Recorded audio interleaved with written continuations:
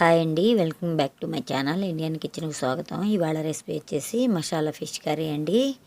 మీరు కనుక first time నా వీడియో చూస్తున్నట్లయితే ప్లీజ్ లైక్ చేయండి, షేర్ చేయండి, సబ్స్క్రైబ్ చేసుకోండి, బెల్ ఐకాన్ ప్రెస్ చేయండి. ఇది అన్నం, చపాతి, దోశకి అలాగే రాగి సంగటికి కూడా చాలా బాగుంటుంది. ముందుగా నేను 1.5 కేజీ చేపను తీసుకున్నానండి. ఇలా శుభ్రంగా కడిగి ఒక హాఫ్ టీ స్పూన్ అంత పసుపు, ఒక హాఫ్ టీ స్పూన్ అంత ఉప్పు, కొంచెం కారం కూడా వేసుకొని ఇలా బాగా కలిపి ఒక అర్ధగంట పాటు పక్కన పెట్టుకున్నాను. ఇప్పుడు కేజీకి 100 గ్రాముల చొప్పున 150 గ్రాముల చింతపండు నానబెట్టుకున్నానండి. 2 ఉల్లిపాయలని బాగా పండిన 3 టమాటాలను తీసుకొని ఇలా కట్ చేసుకొని మిక్సీ జార్లో వేసుకొని ఇలా మెత్తని పేస్ట్ లాగా చేసి పక్కన పెట్టుకోవాలి. స్టవ్ వెలిగించుకుని చేపల గిన్నెని పెట్టుకోవాలండి. ఇలా వెడల్పుగా ఉన్న గిన్నె పెట్టుకుంటే ముక్క అనేది చెదరకుండా ఉంటుంది. 2 టేబుల్ స్పూన్ల ఆయిల్ వేసుకోవాలండి. చేపలకి కొంచెం ఆయిల్ అనేది ఎక్కువ పడుతుంది. ఒక హాఫ్ టీ స్పూన్ అంత జీలకర్ర, 4 పచ్చిమిరపకాయలు, అలాగే కొంచెం కరివేపాకు కూడా వేసేసుకోవాలి. ఇప్పుడు మిక్సీ పట్టుకున్న ఉల్లిపాయ టమాటా పేస్ట్ వేసుకోవాలి. ఒక హాఫ్ టీ స్పూన్ అంత పసుపు, కొంచెం కల్లుప్పు కూడా వేసుకొని ఇలా పచ్చివాసన పోయేంత వరకు వేయించుకోవాలి. ఇప్పుడు ఇందులోకి ఒక స్పూన్ అల్లం వెల్లుల్లి పేస్ట్ వేసుకోవాలండి. అల్లం వెల్లుల్లి పేస్ట్ కూడా పచ్చివాసన పోయేంత వరకు వేయించుకోవాలి.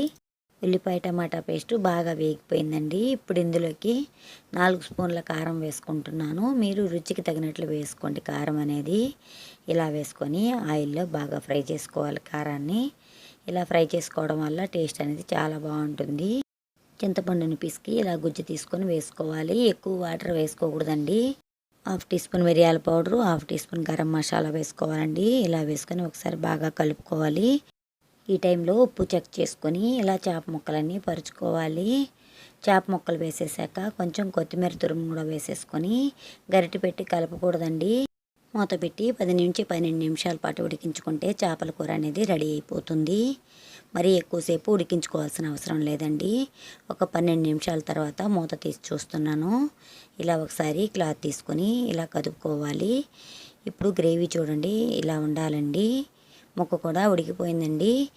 ఇప్పుడు స్టవ్ ఆపేసేసుకొని మూత పెట్టి ఒక 2 నిమిషాల పాటు వదిలేస్తే ముక్కకి బాగా ఉప్పు కారం అనేది బాగా పడుతుంది. ఎప్పుడైనా కానీ చేసిన వెంటనే తినకూడదండి. ఒక 2 గంటలాగి తినాలి. లేదంటే ముందు రోజు చేసుకుని తర్వాత రోజు తింటే చాలా టేస్టీగా ఉంటుంది. మీరు తప్పకుండా ట్రై చేసి మీకు ఎలా కుదిరిందో నాకు కామెంట్ బాక్స్లో తెలియజేయండి. ప్లీజ్ లైక్ చేయండి, షేర్ చేయండి, సబ్స్క్రైబ్ చేసుకోండి, బెల్ ఐకాన్ ప్రెస్ చేయండి. Thank you for watching.